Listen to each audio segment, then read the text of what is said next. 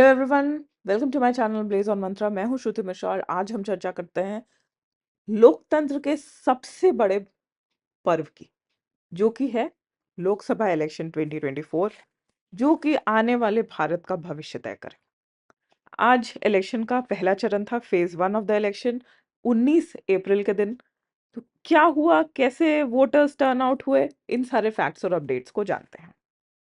इस 2024 के इलेक्शन में 969 मिलियन से ज्यादा रजिस्टर्ड वोटर्स हैं, काफी नए वोटर्स भी हैं, और इतने सारे लोग मिलकर 505 मिलियन इलेक्ट्रॉनिक वोटिंग मशीन के ऊपर 44 डेज में अपने वोट्स को कास्ट करेंगे।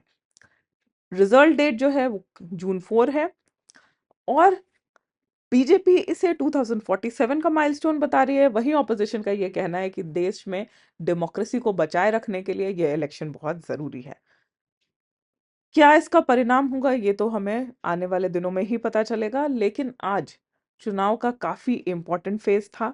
बहुत सारे सीटों पे, बहुत सारे इंपॉर्टेंट स्टेट्स में, बहुत इंपॉर्टेंट सीटों पे आज चुनाव हुआ है, और बहुत बड़े बड़े दिग्गज नेताओं के भविष्य को ये तय करेगा।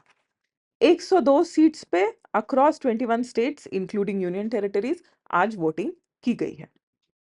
तो इस 2024 के चुनाव में कुल 543 कॉन्स्टिट्यूएंसीज हैं across 28 states and 8 union territories.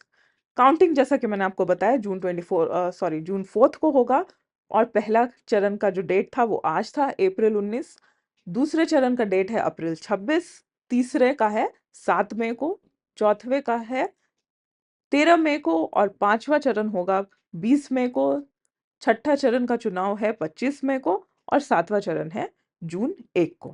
पहले चरण के चुनाव की बात करें तो कुल 1625 कैंडिडेट्स का ये भाग्य तय करेगा अक्रॉस 102 सीट्स।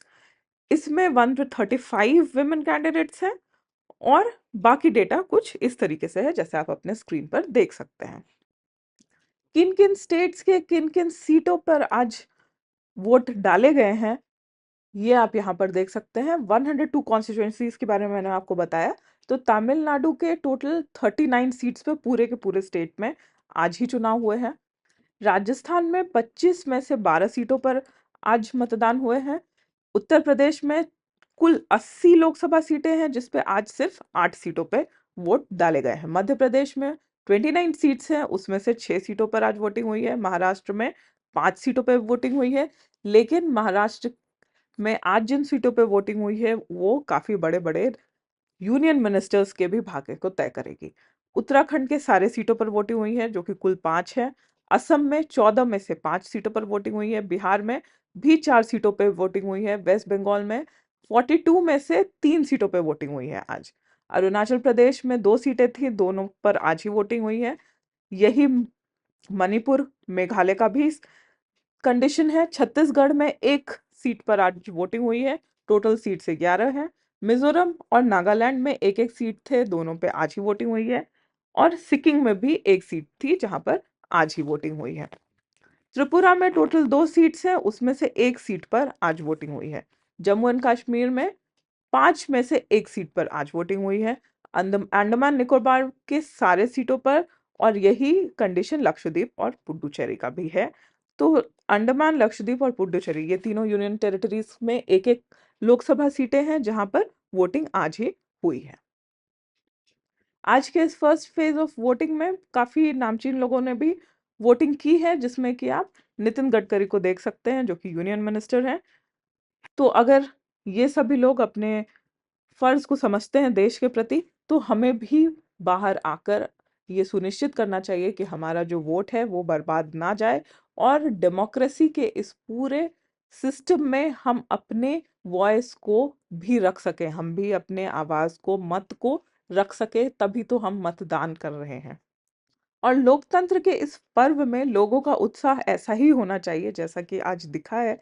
बहुत सारे नवविवाहित जोड़े बिल्कुल सीधे शादी के मंडप से जाकर उन्होंने वोटिंग की है। जैसा कि आप इस पिक्चर में देख सकते हो, ये अलग अलग प्रदेश के अलग अलग जगहों के पिक्चर्स हैं, लेकिन लोग कितने खुश हैं अपने वोट को देकर। एक तरफ जहां दिन के अंत में ये दिखा कि वेस्ट बंगाल जैसे स्टेट में लोगों के अंदर वोट को लेकर काफी उत्साह था। ओवरऑल 77.57% लोगों ने वोट किया। वहीं बिहार में लोगों के बीच में वोटिंग को लेकर बहुत उदासीनता दिखाई दी।